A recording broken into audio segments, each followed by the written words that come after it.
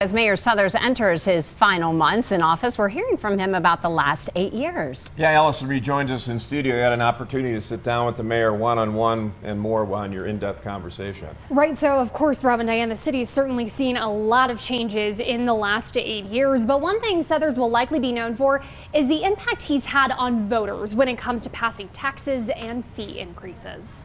I'm William Suthers. It's been nearly 8 years since Mayor John Suthers first took his oath of office as the 41st mayor of Colorado Springs. And now his time is coming to an end. How are you feeling now entering the final months here? I have mixed emotions. I have loved the work I've done. Frankly, I've loved every job I've ever had. I'm not sure everybody can say that. From mowing lawns in the landscaping business, I love being DA, I love being U.S. Attorney, I love being Attorney General, and I love being Mayor of Colorado Springs, my hometown. One of his proudest accomplishments, the changing landscape of downtown. It's very amusing to me. When I ran in 2015, besides, people were complaining, oh, there's not enough cranes, we're not building new stuff and things like that. Then they also complained, young people are moving away. My biggest complaints right now, there's too much construction activity, too many cranes, and young people have taken over the town. And I get a kick out of that. From the City for Champions projects, which brought Widener Field and the Ed Robeson Arena to downtown, and the U.S. Olympic and Paralympic Museum, he says it's leading to a more popular space for the city. We're going to have a very vibrant residential downtown. Lots of people living here. Shopping downtown, going to restaurants.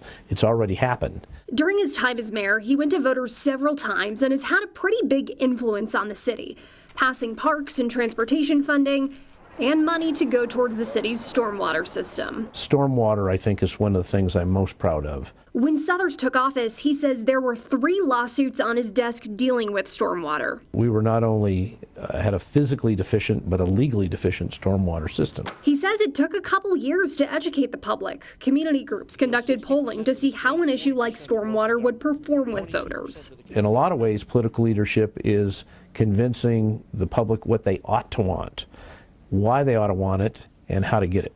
Yeah. And I think that's real political leadership. Part of getting some of these issues to pass, he credits to his communication style. And I think I've gotten pretty good at that over the last 35 years.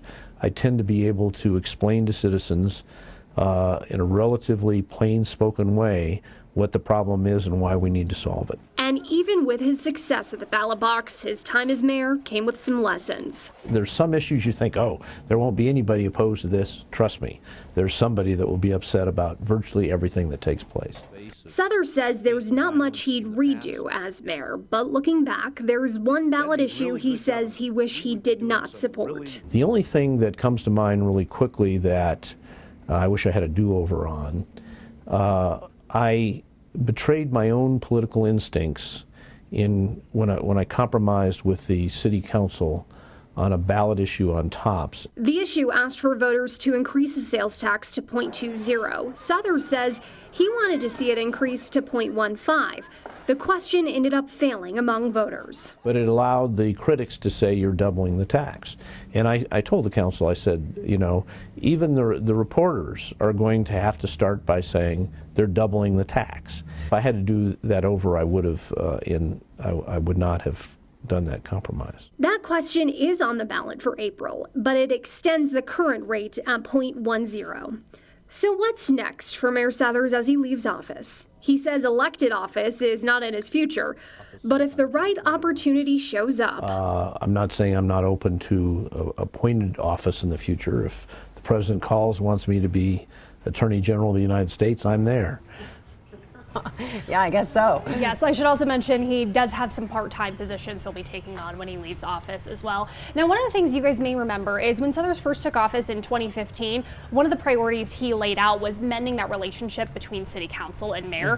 And I asked him about that. He said he really credits his chief of staff, Jeff Green, in making that a more cohesive relationship over the past 8 years. So what advice did he have for the person next in line? Yeah, so something we've heard from Mayor Suthers a lot is the primary role of municipal government. What he talks about is working with public and private partnerships, not putting the city in the affordable housing business, for example, but instead creating policies that make things easier He's suggesting the next mayor continues that on, keeps those two things separate. And we heard the affordable housing is a key issue for a lot of the city council members and mayoral candidates as well. Absolutely. Yes.